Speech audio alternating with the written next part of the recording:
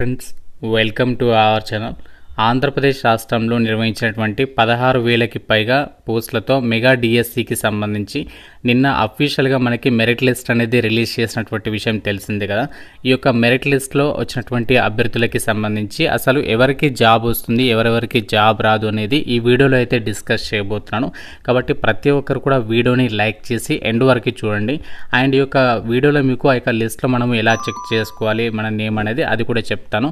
So ప్రతి ఒక్కరు కూడా వీడియోని చివరి వరకు అయితే చూడండి. ఛానల్ని ఫస్ట్ టైం చూస్తున్న వాళ్ళు ఇప్పుడే సబ్స్క్రైబ్ చేసుకుని చూడండి. అందరికి ఒక ఇంపార్టెంట్ అప్డేట్, ఇంటెలిజెన్స్ బ్యూరో నుంచి మనకి ఈ సంవత్సరం 3వ నోటిఫికేషన్ నిన్న రిలీజ్ అయింది. గ్రూప్ సి పర్మనెంట్ ఉద్యోగాలకి 394 వేకెన్సీస్తో రిలీజ్ చేశారు. ఈ జాబ్స్కి సంబంధించి ఆల్రెడీ నిన్న మన ఛానల్లో కంప్లీట్ డీటెయిల్స్తో వీడియో అప్లోడ్ చేశా. ఆ వీడియో లింక్ ఇక్కడ మీకు పైన కార్డ్స్లో లింక్ ఇస్తున్నాను. ప్రతి ఒక్కరు కూడా వెంటనే చూసేసి ఆ జాబ్స్కి అయితే అప్లై చేయండి.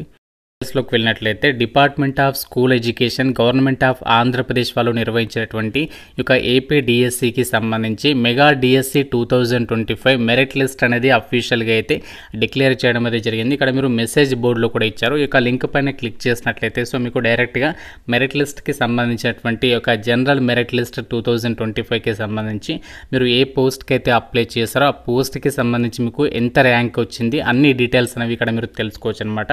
సో ఇక్కడ మనకి చూడండి, ఇక వెబ్సైట్లో అన్ని పోస్టులకి సంబంధించి దాదాపుగా మనకి లిస్టులు అనేవి పెట్టడం అనేది జరిగింది.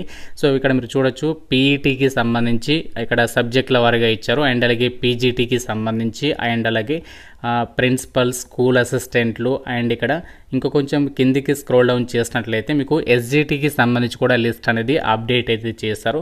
సో ఇక్కడ మీరు ఏ పోస్ట్కి అయితే అప్లై చేశారో దానికి సంబంధించి మీరు ఇక్కడ జనరల్ మెరిట్ లిస్ట్ అనేది డౌన్లోడ్ అయితే చేసుకోవచ్చు. ఇక్కడ మీరు ఎస్జిటి తెలుగు మీడియం కావాలనుకుంటే ఇక్కడ మీకు తెలుగు మీడియంకి సంబంధించి సో డైరెక్ట్గా ఇక్కడ మీరు అనంతపూర్, చిత్తూరు, ఈస్ట్ గోదావరి అని చెప్పేసి ఈ విధంగా మనకి డిస్ట్రిక్ట్ వారిగా ఆ యొక్క డీటెయిల్స్ని అయితే ప్రొవైడ్ చేస్తారు. మీరు ఇక్కడ ఎగ్జాంపుల్గా అనంతపూర్ పైన క్లిక్ చేశారనుకుందాం, మనకి పీడిఎఫ్ అనేది ఓపెన్ అవుతుంది.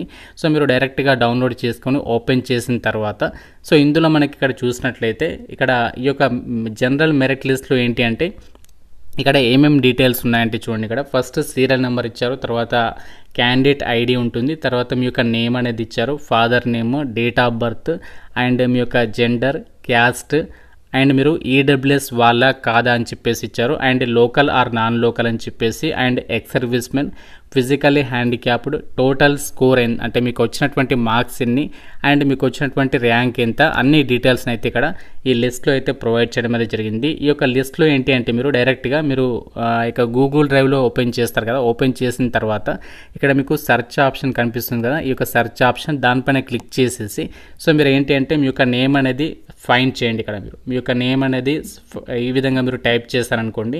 సో ఈ విధంగా మీరు టైప్ చేసినట్లయితే మీకు వచ్చినటువంటి ర్యాంక్ అనేది ఎంత, దానికి సంబంధించి మీకు టోటల్ స్కోర్ ఎంత వచ్చింది అవన్నీ డీటెయిల్స్ అనేవి ఈ విధంగా మీ యొక్క నేమ్ అనేది సెర్చ్ చేసి అయితే తెలుసుకోవచ్చు అనమాట.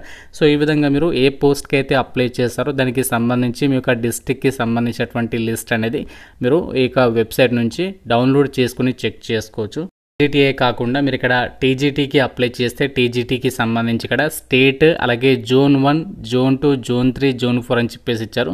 మీరు ఏ జోన్ కిందకి వస్తారో ఆ జోన్ అనేది డౌన్లోడ్ చేసుకొని స్టేట్కి సంబంధించి కూడా లిస్ట్ అనేది డౌన్లోడ్ చేసుకొని అందులో మీ నేమ్ అనేది ఉందో లేదో అని చెప్పేసి మనకి తెలుసుకోవచ్చు అనమాట.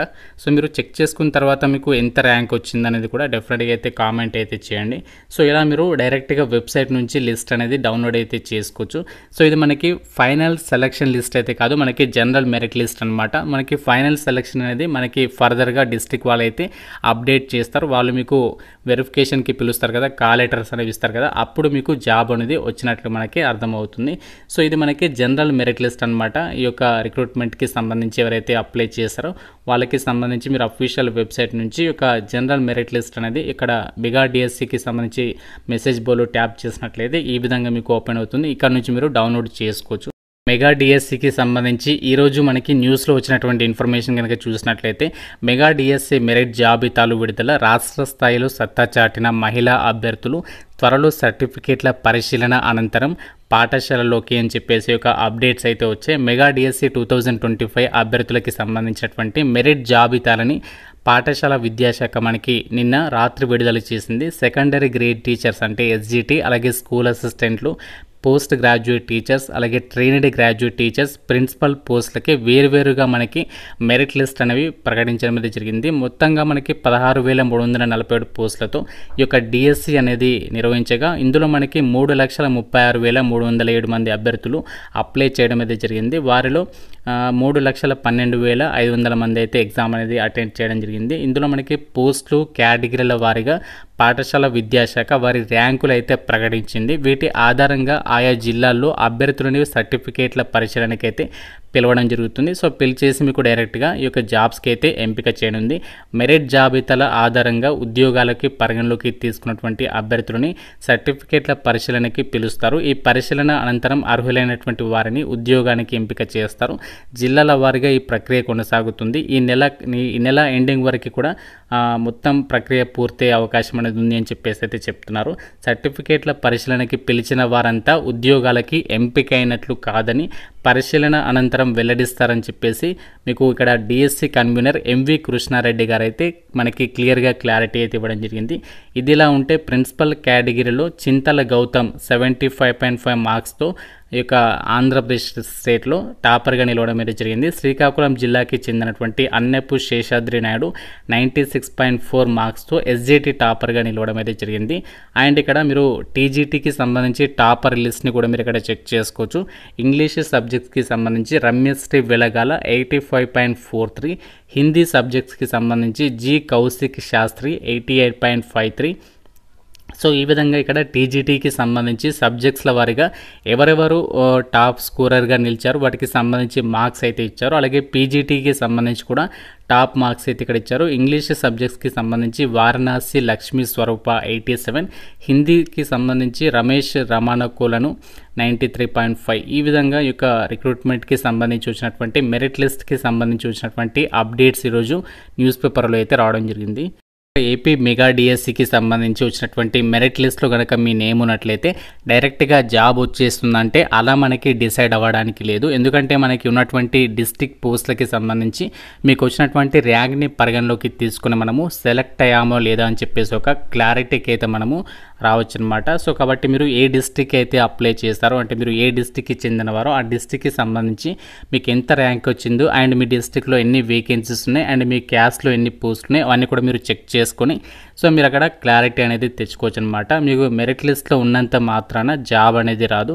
సో కాబట్టి అన్నీ కూడా క్లియర్గా చెక్ చేసుకొని మీరు మీ డిస్ట్రిక్ట్లో ఎన్ని పోస్టులు ఉన్నాయి అండ్ మీకు వచ్చినటువంటి ర్యాంక్ ఎంత అండ్ మీ క్యాస్ట్లో ఎన్ని వేకెన్సీస్ ఉన్నాయి అండ్ మీరు ఏ కేటగిరీకి చెందినవారు, ఈడబ్ల్యూఎస్ అభ్యర్థియా కాదా అవన్నీ కూడా మీరు పరిగణలోకి తీసుకొని సో మీరు ఫైనల్ డెసిషన్కి అయితే రావచ్చు అనమాట. కాబట్టి ఎవరికైతే జాబ్ అనేది రాలేదో మీరు డిసప్పాయింట్ అవ్వాల్సినటువంటి పని లేదు. ఎందుకంటే మనకి మళ్ళీ ప్రతి ఏటా కూడా మనకి డిఎస్సి నిర్వహిస్తామని చెప్పేసి మంత్రి లోకేష్ గారు అయితే ప్రకటించడం జరిగింది. కాబట్టి మీరు నిరుత్సాహపడకుండా మీ యొక్క ప్రిపరేషన్ అనేది కంటిన్యూ చేస్తూనే సో మీకు ఫర్దర్గా మళ్ళీ రిక్రూట్మెంట్లో జాబ్ రావాలని చెప్పేసి అయితే ఆశిస్తున్నాను. సో ఇది మనకి ఏపీ డిఎస్సికి సంబంధించి వచ్చినటువంటి మెరిట్ లిస్ట్కి సంబంధించి అప్డేట్. ఇంకా ఏదైనా డౌట్ ఉంటే నాకు కామెంట్ రూపంలో అయితే అడగండి. ప్రతి ఒక్కరు కూడా లైక్ చేసి ఒక వీడియోని మీ ఫ్రెండ్స్తో అయితే షేర్ చేయండి.